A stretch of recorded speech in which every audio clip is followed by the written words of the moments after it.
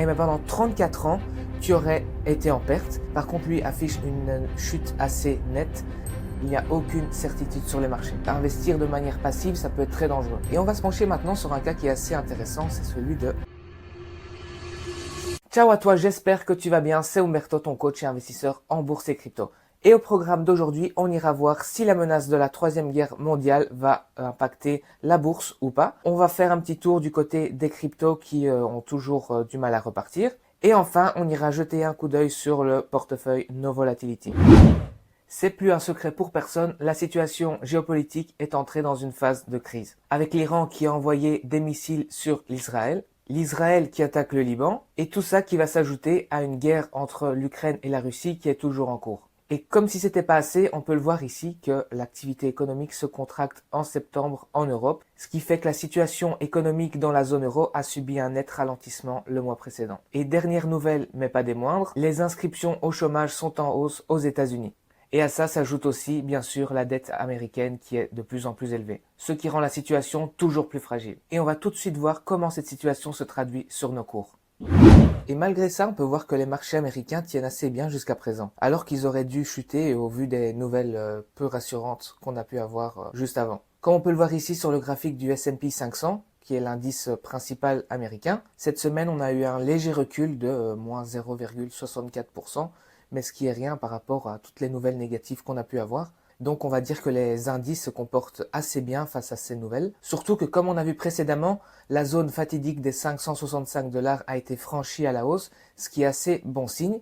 Maintenant, si elle devait être franchie à la baisse, ça pourrait être un signal contraire. Mais pour l'instant, donc, pas d'inquiétude sur les marchés. Pareil pour le Nasdaq, qui lui aussi ne montre pas de gros signes de faiblesse, donc ça reste haussier sur le long terme. Même si concernant le Nasdaq, comme j'avais dit les semaines précédentes, il faudrait vraiment qu'il casse cette zone des 500 pour qu'on puisse identifier une vraie tendance haussière. Du côté des indices européens, on voit le CAC 40. Par contre, lui affiche une chute assez nette, ce qui est représentatif de la situation en Europe actuellement. Et on va se pencher maintenant sur un cas qui est assez intéressant, c'est celui de Stellantis, qui est une action qui fait partie du CAC 40, donc de l'indice français.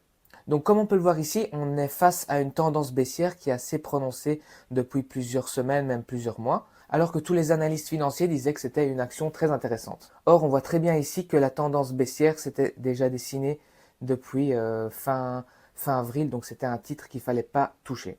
Et ça pour te dire que les choses évoluent très vite sur les marchés. C'est pour ça que investir de manière passive, ça peut être très dangereux. Parce que c'est comme si on investissait en ayant la certitude que le marché ou l'action sur laquelle on vient d'investir ne peut que monter sur le long terme. Or, comme on peut le voir ici avec l'exemple de Stellantis, il est très important de voir et de s'adapter à ce que font les marchés. C'est vraiment ce qui va nous permettre d'éviter d'être dans des situations de surplace, voire de baisse pendant des années ou bien même des décennies. Et ce que je suis en train de t'expliquer, c'est pas valable seulement sur les actions qui, oui, peuvent être très volatiles, mais c'est aussi valable sur les ETF qui sont censés être des investissements en bon père de famille.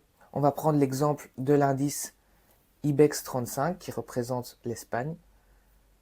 Et sur du très long terme, on voit par exemple que depuis 2017, le titre a fait que baisser et il n'a jamais atteint son plus haut, qui était de 15 900 $, et on est actuellement à 11 600. Donc si on prend le plus haut jusqu'à présent, on est en perte de 26%. Donc les personnes qui avaient acheté à ce niveau-là en se disant que c'est un indice et donc c'est un investissement en bon père de famille, eh bien par exemple un portefeuille de 100 000 € serait actuellement à 75 000 €. Et des exemples comme celui-là, il y en a d'autres, hein. Par exemple avec la bourse de l'indice grec. On peut le voir ici, depuis 2014, l'indice baisse de la moitié. Donc imagine tu investis 100 000, même 10 000 € à ce niveau-là, et bien tu te retrouves actuellement avec 5 000 € sur ton portefeuille, alors que c'est censé, je répète, être un investissement tranquille et en bon père de famille. Et un autre exemple qui est sûrement encore plus représentatif, il est donné par le Nikkei 225, qui est l'indice phare du Japon.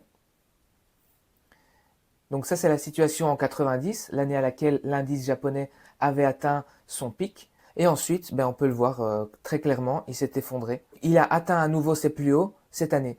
Mais ça veut dire qu'entre 90 et 2024. Je sais que tu es bon en maths, donc tu as compris que ça faisait 34 ans. Et bien pendant 34 ans, le titre n'a fait que baisser. Et donc, si tu avais investi à ce moment-là, sur un indice qui, je répète, est très sûr comme investissement, comme placement, et bien pendant 34 ans, tu aurais été en perte. Et après 34 ans, c'est même pas que tu gagnes de l'argent, tu es juste à l'équilibre. Sans parler bien sûr de l'inflation qu'il y a eu entre-temps en 34 ans, bien sûr. Donc c'est vraiment important de se dire et de prendre conscience que même en investissant de manière passive, aveuglément tous les mois, sur un indice, le risque zéro n'existe jamais.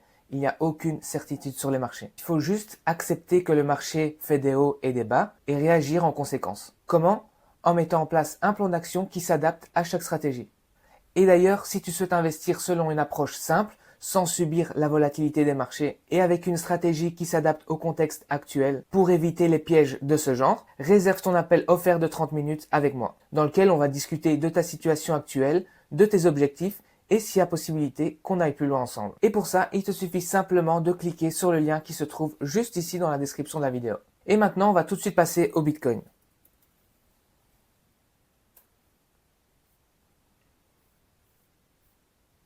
Donc ici, comme on le voit sur mon petit dessin, on reste toujours dans cette phase de range qui dure depuis des semaines, voire des mois. Donc je répète, c'est toujours la même chose, mais tant que ça bouge pas, c'est bien de répéter. Tant qu'on n'aura pas cassé à la baisse les 52 000 $, donc on ne pourra pas dire qu'on est en phase baissière. Et vice-versa, tant qu'on n'aura pas cassé à la hausse les 72-73 000 $, on ne pourra pas dire que le scénario est haussier. Donc on reste dans une phase de surplace avec une semaine qui a l'air de se clôturer dans le rouge par rapport aux semaines dernières qui ont été assez positives. Mais ici voilà, le Bitcoin continue à faire des siennes. Il n'y a pas vraiment une tendance de fond qui semble se dégager. Donc pour l'instant, on reste à l'écart du Bitcoin.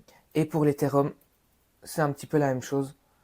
Même si le scénario est un peu plus baissier. Cette semaine, l'Ethereum nous a déjà fait un moins 10% et la semaine n'est pas terminée encore pour l'Ethereum, ni pour le Bitcoin, ni pour les cryptos, parce que une semaine se clôture en fin de journée le dimanche. Donc il y a encore beaucoup de choses qui peuvent changer, mais à l'instant actuel, c'est ce qui se profile à l'horizon. Il y a eu un timide retour à la hausse, mais qui a vite été repris par cette baisse cette semaine-ci. Donc faire très attention à l'Ethereum. Ce qui nous amène, sans plus attendre, au portefeuille No Volatility.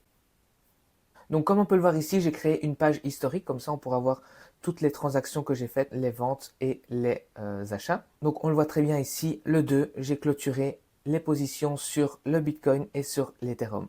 Parce que comme on peut le voir, le marché est de plus en plus incertain, donc je préfère sortir avec une petite perte plutôt que de rester positionné et être dans l'incertitude. Dans des cas comme ça, c'est mieux de clôturer ses positions et attendre qu'une occasion bien plus intéressante se représente. Donc on va voir qu'est-ce que ça donne niveau performance. Donc ici, ça c'était la valeur actuelle qu'on avait mise à jour la semaine dernière. On va passer sur le portefeuille physique. Hop, on met ça là.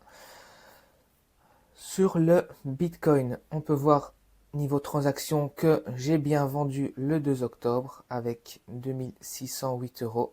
Et pareil, on va voir sur l'Ethereum.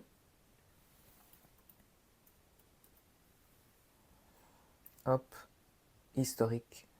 Et là aussi, j'ai revendu la quantité d'Ethereum que j'avais acheté la semaine dernière. Donc on va voir le total du portefeuille. Il est à 4067. On va la mettre ici.